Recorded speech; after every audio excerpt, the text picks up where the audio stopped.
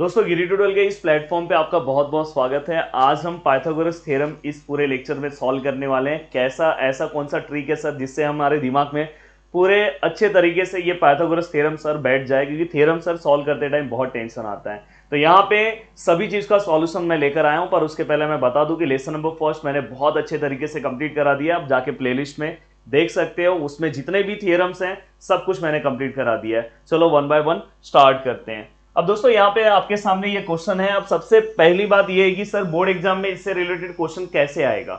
अब देखो, आपके बोर्ड एग्जाम में ना तो ये लिख के आएगा, पाइथागोरस थ्योरम लिख के नहीं आने वाला है। आपके बोर्ड एग्जाम में ये जो ब्लैक वाली लाइनें दिखाई दे रही ये लिख के आएगा और आगे लिखा रहेगा टू प्रूफ। तो यहाँ पे आपको खुद समझना है कि ये पाइथागोरस थ्योरम है और आपको पूरा का पूरा पाइथागोरस थ्योरम की चीजों को फिर लिखना होगा। अब यहाँ पे आप सर इसे मैं आइडेंटिफाई कैसे करूं, सर आपके पास कुछ ट्रिक है क्या? तो आपके पास आप ये एक ट्रिक ले सकते हो, इनर राइट एंगल ट्राइंगल अगर स्टार्टिंग में लिखा हो, या तो आपको पता है कि हम पाइथागोरस थ्योरम में हाइपोटेनियस का स्क्वायर लेते हैं, तो square of hypotenuse is equal to ऐसा अगर दिखाई दिया स्टार्टिंग में तो समझ जाना कि ये क्या है, आपका पाइथागोरस थ्योरम है। अब यहाँ पे पाइथागोरस थ्योरम जब भी आप सॉल्व कर रहे हो तो सबसे पहले इनर राइट एंगल ट्राइंगल है, तो भाई सबसे पहले राइट एंगल ट्राइंगल एक बना देता हूं। देखो मैंने एक राइट एंगल ट्राइंगल बना दिया। अब राइट एंगल ट्राइंगल का नेमिंग भी कर दे रहा हूं।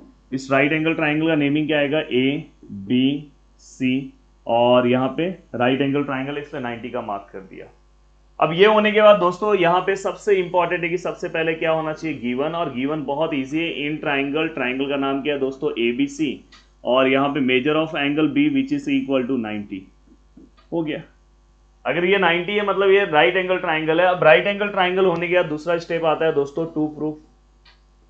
अब टू प्रूफ का जो सेकंड स्टेप आता है उसको हम कैसे लिखें, आपको पता होगा कि पाइथागोरस थ्योरम मैंने ऑलरेडी 2.1 एक्सरसाइज कंप्लीट करा दिया, तो मैंने बार बार पाइथागोरस थ्योरम अप्लाई किया। तो कैसे मैं अप्लाई करता हूँ, 90 के सामने वाला जो साइड है उसका स्क्वायर लेता हूँ, मतलब हाइपोटेनियस AC का स्क्वायर लूंगा, AC square which is equal to one side square मतलब यहाँ पे AB square plus other side square मतलब यहाँ पे क्या आएगा दोस्तों, BC स्क्वायर। तो इस तरह से मैं स्क्वायर लेता हूँ, AC square equal to AB square plus BC square, ये भी हो गया। अब ये होने के बाद दोस्तों नेक्स्ट आता है हमारा कंस्ट्रक्शन। अब कंस्ट्रक्शन को मैं कैसे सॉल्व करूंगा दोस्तों, कंस्ट्रक्शन को मैं क्या लिखूंगा, तो यहां पे मैं एक ही कंस्ट्रक्शन करने वाला हूं। ड्रॉ, यहां पे एक सेगमेंट ले रहा हूं। देखो यहां पे मैं कंस्ट्रक्शन कर रहा हूं, तो यहां पे ड्रॉ AD परपेंडिकुलर, यहां मैं 90 का मार्क ले रहा हूं, draw AD perpendicular on AC। अब यहाँ पे डॉटेड में दिखाया हूं, आप चाहिए तो डॉटेड नहीं दिखाओगे तो भी चलेगा भाई, आप डायरेक्ट भी ड्रॉ कर सकते हो। तो यहाँ पे कंस्ट्रक्शन में मैं क्या लिख रहा हूं, ड्रॉ AD, सॉरी BD है, ड्रॉ BD परपेंडिकुलर, किसके ऊपर परपेंडिकुलर ड्रॉ किया हूं दोस्तों, AC के ऊपर, AC। और चाहिए तो इसके बाद आपको लिखना है तो A dash B dash C, मतलब ये तीनों एक ही लाइन में आ गए, ये आपने लिख दिया। देन इसके बाद दोस्तों हमें क्या करना है, यहाँ पे प्रूफ पे आना है। किस पे आना है, प्रूफ। और ये जो प्रूफ है ये बहुत मायने रखता है दोस्तों, और इस प्रूफ के अकॉर्डिंग हमें पूरा का पूरा थ्योरम क्या करना है दोस्तों, सॉल्व करना है। अब थोड़ा सा ये वाला पार्ट मैं ऊपर ले रहा हूं। अब अगर आप ध्यान से अगर अच्छे से देखोगे तो यहाँ पे मैं इसके पहले वाले लेक्चर्स में 2.1 जब मैंने प्रैक्टिस सेट पढ़ाया था तो उस टाइम पे मैंने कुछ थियरम्स के बारे में थोड़ा बहुत हिंट दिया था। मेरा रीजन क्या था पता है, यही समझाना। वहां पे मैंने एक थ्योरम के बारे में चर्चा की थी, similarity in right angle triangle, सीराट। सीराट के बारे में मैंने बात किया था, मतलब similarity in right angle triangle, इसके बारे में मैंने आपसे बात की थी उसके ऊपर। और आपको मैंने बताया था कभी पे अगर सपोज यहाँ पे एक 90 यहाँ पे एक 90 है तो हम थ्योरम ऑफ ज्योमेट्रिक में नहीं यूज करते। कब यूज करते हैं, जब हमें इसके साइड के वैल्यूज निकालने हैं। बट अगर मुझे जब ट्राइंगल को सिमिलर बताना है, सपोज अगर मुझे ट्राइंगल को सिमिलर बताना है, ये पूरा बड़ा वाला ट्राइंगल, ये ट्राइंगल नंबर 1 और ये ट्राइंगल नंबर 2 के साथ सिमिलर बताना है, उस टाइम पे मैं डायरेक्ट रीजन यूज कर सकता हूं, similarity in right angle triangle या similarity of right angle triangle, direct आप यूज कर सकते हो। तो यहां पे आप उसके पहले आपको क्या लिखना होगा, ट्राइंगल का नाम लिखना होगा। ट्राइंगल का नाम क्या है दोस्तों, ABC है, बड़े वाले ट्राइंगल का नाम। देन अगर आप देखोगे मेजर ऑफ एंगल B क्या है दोस्तों, 90 डिग्री है। देन इसके बाद अगर आप देखोगे ये परपेंडिकुलर है, हमारा जो BD है दोस्तों वो परपेंडिकुलर है, किसको परपेंडिकुलर है दोस्तों, AC को। तो ये बेसिक चीजें आपको स्टार्टिंग में क्या करना होगा, लिखना होगा। देन आप इसके बाद आप similarity in right angle triangle आप इजीली क्या कर सकते हो दोस्तों, अप्लाई कर सकते हो। अब देखो अप्लाई करते टाइम आपको सबसे पहले बड़े वाले ट्राइंगल का नाम लिखना है। बड़े वाले ट्राइंगल का नाम क्या है दोस्तों, triangle A B C. Then उसके बाद ट्राइंगल नंबर फर्स्ट का नाम लिखना है, ऐसा नेमिंग लिखना इससे मैच होना चाहिए। तो इसका नेमिंग ए से स्टार्ट था, उसका भी ए से स्टार्ट कर रहा हूं, इसके रास्ते में 90 आया था, उसके रास्ते में भी 90 आना चाहिए। मतलब ए बी, नहीं 90 नहीं है भाई, ये 90 थोड़ी ना है, इसका 90 यहां है। तो ए डी बी, तो क्या आएगा, triangle A D B. Then ये होने के बाद अब सेकेंड वाला जो ट्राइंगल है दोस्तों, उसे हमें कैसे लिखना है, तो वहां पे हम लिखते टाइम हम ऐसा स्टार्ट करेंगे, जैसे इसका मैंने ए से स्टार्ट किया था, तो वहां पे भी मैं ए से ही स्टार्ट करूंगा नेमिंग। बट प्रॉब्लम क्या है कि इसमें ए तो है ही नहीं इस वाले ट्राइंगल में। तो दोस्तों कोई टेंशन नहीं है, लास्ट वाला इसका सी है तो उसका भी लास्ट का सी बस मैच हो जाए और बीच में 90 आना चाहिए। तो दोस्तों मैं बी से स्टार्ट कर रहा हूं, ये 90 तो बाजू वाला भी 90, तो बी डी सी, तो इसका नेमिंग क्या आएगा, बी डी सी। और दोस्तों ये तीनों ही ट्राइंगल एक दूसरे को सिमिलर हो जाएंगे। अगर ये 90 और ये परपेंडिकुलर है, अगर यहाँ पे ऐसा है तो हो जाएंगे। और इसका रीजन हम लिखेंगे similarity of right angle triangle लिख सकते हो, या तो similarity in right angle triangle लिख सकते हो, similarity of right angle triangle. अब यहां पे मैंने, और इसको मैं रीजन नंबर फर्स्ट दे दे रहा हूं। अब ये रीजन नंबर फर्स्ट हो गया, थोड़ा सा छोटे में लिखो, तकलीफ नहीं होना चाहिए, समझ लो। अब ये होने गया दोस्तों, दो कंपार्टमेंट तैयार करना है। देखो यहाँ पे मैं एक कंपार्टमेंट तैयार कर रहा हूं, एक इलाका ये है, दूसरा इलाका वो है। अब आपको क्या करना है दोस्तों, यहां पे पहला वाला जो बड़ा वाला ट्राइंगल है ना दोस्तों एबीसी, उसको पहले वाले ट्राइंगल के साथ ले लो, एडीबी के साथ।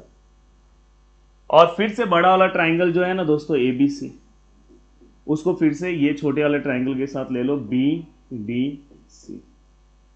यहां पे अगर मैं बात करूं तो मैंने कहां से लिखा है दोस्तों, फर्स्ट से लिखा है। यहां पे अगर मैं बात करूं तो फ्रॉम कहां से लिखा है दोस्तों, फर्स्ट से।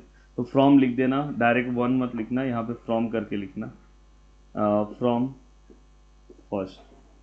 यहाँ पे भी आप लिखते टाइम फ्रॉम फर्स्ट लिखना।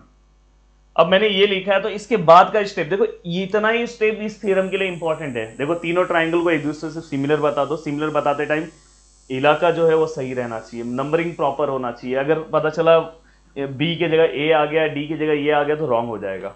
अब आप क्या करो, उसके साइड को प्रोपोर्शन में लिखो। देखो इसके साइड को अगर मैं प्रोपोर्शन में लिखूं दोस्तों, तो यहां पे क्या आएगा, A B upon A D. यहां स्टार्टिंग का 2 लिया, यहां स्टार्टिंग का 2 लिया, देन लास्ट का 2 ले रहा हूं दोस्तों, इसके लास्ट का 2 ले रहा हूं, तो मतलब यहां पे क्या लूंगा, बीसी, और यहां पे क्या लूंगा दोस्तों, डीबी। अब दोस्तों इसका फर्स्ट एंड लास्ट ए सी है, इसका फर्स्ट एंड लास्ट क्या है दोस्तों, ए बी है, C S S T, corresponding side of similar triangle. अब ये होने गया दोस्तों, सेम इस पे भी अप्लाई करो, तो यहाँ पे क्या आएगा, ए बी, यहाँ पे क्या आएगा दोस्तों, बी डी, यहाँ पे क्या आएगा दोस्तों, बी सी, यहाँ पे क्या आएगा दोस्तों, डी सी, यहाँ पे दोस्तों first and last A C, यहाँ पे first and last B C, C S S T. अब ये होने के बाद अब दोस्तों आपको क्या करना है, बहुत अच्छे से सिस्टमैटिक तरीके से ध्यान दो, ये पूरे को ध्यान से देखो, इसमें बता दो मुझे कि कौन रिपीट हो रहा है। सर ए बी और ए बी सर रिपीट हो रहे हैं। सर इसमें बता दो, इसमें सर बी सी और बी सी रिपीट हो रहा है। तो जो रिपीट हो रहा है वो वाला साइड अब नीचे लिखो। देखो ये देखो मैं लिख रहा हूँ, A B upon A D, ये रिपीट था, ए डी लिखना होगा क्योंकि ये पूरा डिपार्टमेंट एक साथ आएगा। ए सी, ये विनर, ये डिपार्टमेंट वाले भी लोग हैं। सेम यहाँ से भी जो रिपीट है भाई, बी सी और डी सी। ये ए सी प्रोजेक्ट इन्होंने सबमिट किया, तो ये भी ए सी भी साथ में चल गए हैं, फायदा हो गया उनको भी। अब दोस्तों इसके बाद आपको क्या करना है, ये वाला पार्ट इस वाले पार्ट से मल्टीप्लाई होगा, तो A B into A B क्या होगा, ए बी स्क्वायर, और बाद में ए सी मल्टीप्लाई बाय क्या होगा, ए डी, ये वाला इससे, ये वाला इससे, तो फाइनली ये मिल गया। और इसे आप इक्वेशन नंबर सेकेंड दे सकते हो। और सेम यहाँ पे आप B C into B C करोगे तो क्या आएगा दोस्तों, बी सी स्क्वायर, और यहाँ पे ए C multiply by D C. तो यहाँ पे अगर आप देखोगे तो ये आपका इक्वेशन नंबर क्या हो गया दोस्तों, थर्ड। अब आपका ये इक्वेशन सेकेंड हो गया, इक्वेशन थर्ड हो गया। अब आप क्या करोगे दोस्तों, यहां पे लिखोगे from first, sorry from second and third, from मत लिखो, फ्रॉम को भी गायब कर दे रहा हूं। यहां पे देखो क्या लिखना चाहिए, आप यहां से चेक करो। यहां अगर आप देखोगे तो आपको दिख रहा है AB और BC को यहां पे दोस्तों प्लस किया है। तो यहां पे आपको मेरे हिसाब से क्या लिखना चाहिए, प्लस करना है। मतलब यहां पे आप क्या लिखोगे, add equation second and third. अब सेकेंड आप, मैं वहां लिख रहा हूं, इसके जस्ट आप नीचे लिखना। अब आपको इसको ऐड करना है, मतलब लेफ्ट हैंड साइड को ऐड होगा, मतलब AB जो है वो किसको ऐड होगा, BC को।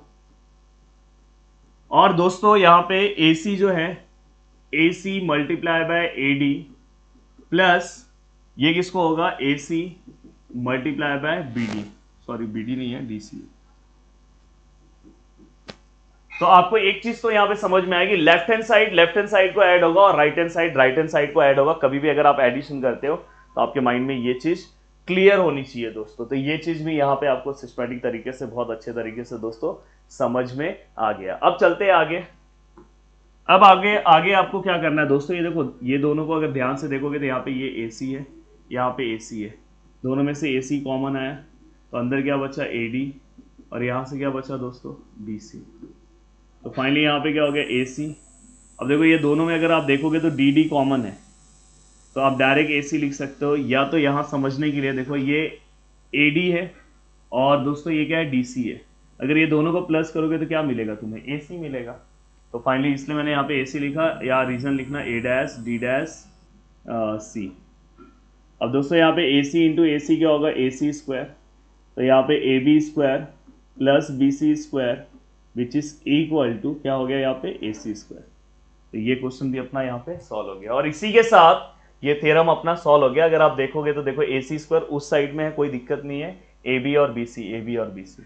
तो दोस्तों इसी तरह से आपको थ्योरम्स को सॉल्व करना है, और इसके पहले के थ्योरम्स को भी मैंने बहुत इजी तरीके से बताया। इस थ्योरम को सॉल्व करने के लिए ये पूरा गिवन डेटा तो आपको कोई दिक्कत नहीं है। यहाँ पे बस आप याद रखना, तीनों ट्राइंगल को आपको सिमिलर बताना है, देन बड़ा वाला पहले वाले के साथ, बड़ा वाला दूसरे वाले के साथ। देन ये स्टेप तो आपको पहले मैंने सिखाया है, एंड ये एडिशन कैसे करते हैं वो आप यहीं से समझ जाओगे कि भाई एडिट बोल रहा हूँ, ऐड करना है दोनों को, और अपने आप आपका आंसर आ जाएगा। वीडियो को देखने के लिए दिल से thanks, thank you so much दोस्तों। मिलते हैं नेक्स्ट लेक्चर में।